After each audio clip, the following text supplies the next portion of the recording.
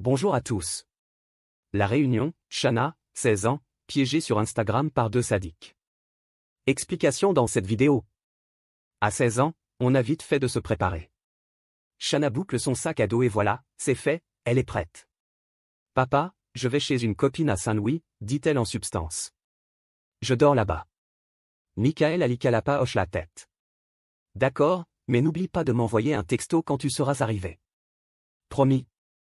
Une bise rapide, et l'ado s'en va, sac à l'épaule. Son père la regarde s'éloigner vers l'arrêt de bus, toute menue dans son jogging noir, pull à capuche blanc, basket noir aux pieds. Comment imaginerait-il, le pauvre homme, que ce matin du samedi 16 septembre, c'est la dernière fois qu'il la voit vivante. Fille unique, Shana a bien surmonté la séparation de ses parents. Elle a d'abord vécu à Annecy, avec sa maman, avant de revenir habiter chez son père à Saint-Denis de la Réunion. En plein océan Indien, il y a 4 ans. Malgré la distance, mère et fille sont très proches. Pas un jour sans qu'elle se téléphone. Cela contribue beaucoup à l'équilibre de Shana. Michael est un papa tendre mais pas laxiste. À la maison, il y a des règles. Des formations professionnelles? Peut-être. L'homme est cuisinier au Bourbon Olympique Tennis Club de Saint-Denis. Un établissement de renom où les journées sont chargées, les horaires réglés à la minute. Ce qui, du reste, n'effraie pas Shana. Elle se destine à suivre la même voie que son père et a intégré depuis peu le Centaure, un centre de formation au métier de la restauration. Elle y est interne, à Saint-Paul et c'est sans doute une copine de son école qui l'a invitée ce week-end.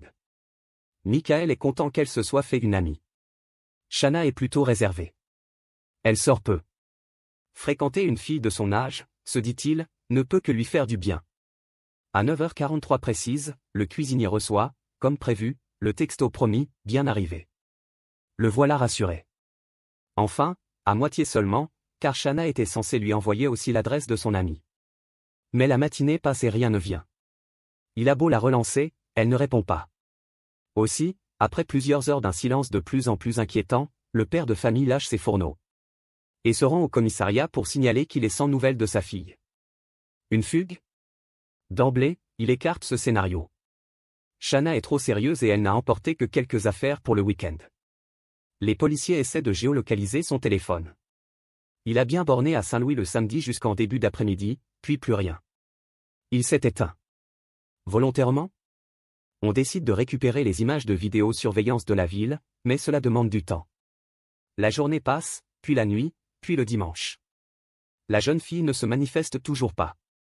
Pour Michael et la maman de Shana, arrivée de métropole par le premier avion, l'attente est insupportable. Aidé par des amis, il sillonne les rues de Saint-Louis pour interroger les passants, photo en main. Rien. Le lundi, un appel à témoins est lancé dans les médias, sur les réseaux sociaux. Pendant que les policiers s'emploient à identifier la fameuse copine chez qui la disparue devait passer la nuit. En examinant la tablette numérique de Shana, ils s'aperçoivent qu'elle a communiqué les jours précédents avec une certaine Mylène. Une ado de 14 ans, sur Instagram. Le mercredi, celle-ci est convoquée au commissariat, ainsi qu'un de ses proches amis, un certain Guillaume, 16 ans. Tous deux reconnaissent d'emblée qu'ils étaient avec Shana le samedi de sa disparition. Puis, à la stupeur générale, avec un calme glaçant, ils avouent l'avoir tuée. Et acceptent de conduire les enquêteurs jusqu'au corps. Un cortège de voitures fonce bientôt vers l'ancienne usine sucrière de Pierrefonds, un site industriel désaffecté depuis les années 70. L'endroit, à l'écart des habitations, est sinistre.